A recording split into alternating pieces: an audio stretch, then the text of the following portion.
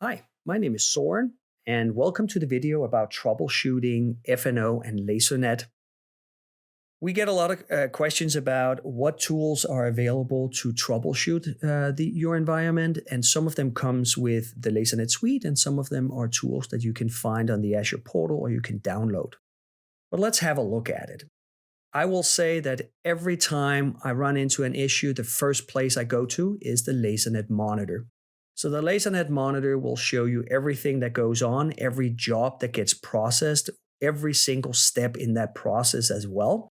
And it will show you different things like, in this case, that I have a problem with my Azure Service Bus connection string, right? So very, very helpful in here. I can go up and put keywords in like I did here with error.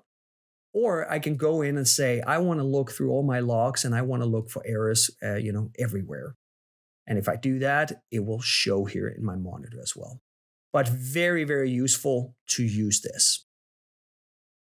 The other thing I do is I check that all my Lasernet services are running. In this case, I only have 3 because I only have one environment in here.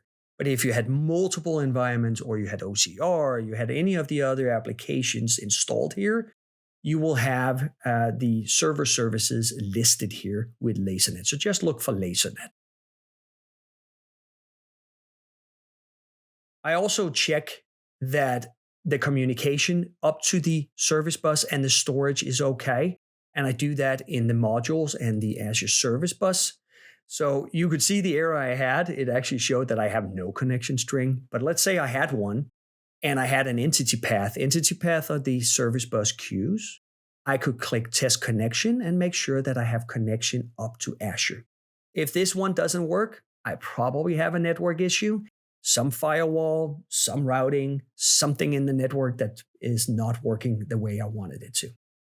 The other thing is under commands, I have my Azure storage and I can do the same thing. I can test my connection. Again, if this one fails, most likely I have a network issue that I need to look at. The last thing on the Lasernet server side I look at is the Lasernet config server. And I often look at what's the configuration in the environment. I can have multiple servers listed here. In this case, I only have one, but I can have different configuration per server. But I can also have different revisions. And I can use my history here to show what was pushed to what environment and what revision. So I use this in case, changes doesn't show up when you run a report. It could be that you just forgot to deploy. Right? It's super simple, but this one will help you tell that story and show you what version and revision you're running on. All right, so that's the Lasernet server side. On the Azure side, we have the Azure Service Bus, for instance, and I like these tools to be downloaded. You can do everything I'm going to show you here in the Azure portal, but I like these free tools from Microsoft. So this tool is the Service Bus Explorer. I can connect to my service bus and I can see all my queues in one view. I often look at the first 2 digits in a queue. The first digit is listing all the jobs in the queue. If that keeps going up and up and up, it means that the communication to the Lasernet server is broken. So something over on the Lasernet server, it could be networking, it could be bad configuration, anything like that. If it goes up and goes down, I know that the communication works, but maybe my Lasernet server is overtaxed and it can't process all the jobs I'm sending it to fast enough. The second 0 I have in here are what I call corrupt jobs, dead letters, and I can purge those. So if your printing is slow, if you feel like you don't get all the performance out of the server as you would expect, maybe you have dead letters in the queue and you can just purge them and then it will just start flowing again. The other tool is, of course, for the storage account. This is where you can see if it actually prints and saves the XMLs from the FNO connector. So I use this very often to go in and see, all right, I tried to print, nothing came out. Do I even see it here in my storage account where it sits until the Lasernet takes it and processes it and then puts the PDF back. So 2 very useful tools I use all the time. The last one is on the connector side. I often go into my Lasernet and look at the connections and the Lasernet servers.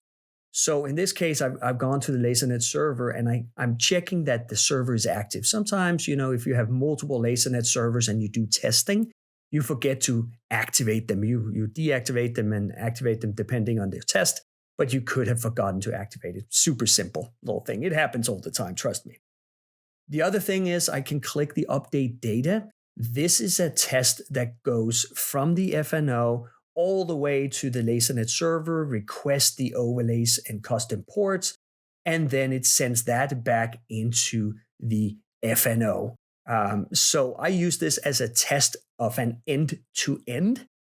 And if this one goes well, you definitely know that your environment communicates both ways. So in this case, it did, which is good.